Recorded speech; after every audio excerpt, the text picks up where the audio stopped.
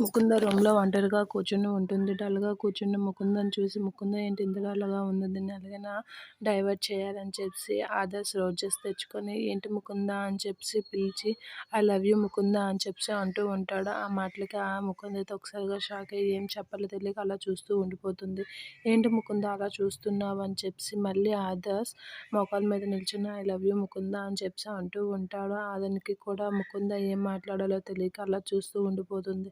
ఏంటి ముకుంద అలా చూస్తూ ఉండిపోతున్నావు, ఐ లవ్ యూ చెప్పు అని రోజెస్ తీసుకొని ఐ లవ్ యూ చెప్పు అని అంటూ ఉంటాడు. ఆ మాటలకి ఏంటి ఇప్పుడు వ్యాలంటైన్స్ డే కాదు కదా అంటే, వ్యాలంటైన్స్ డేకి డ్యాన్స్ కాంపిటీషన్స్ అవి పెడుతూ ఉన్నారు కదా, మనమే బెస్ట్ కపుల్స్ అవ్వాలని వాళ్ళు అనుకుంటున్నారు, అందుకే ముందుగా ప్రాక్టీస్ అవుతున్నాను, నువ్వు కూడా ప్రాక్టీస్ చేయొచ్చు కదా అని అంటూ ఉంటాడు.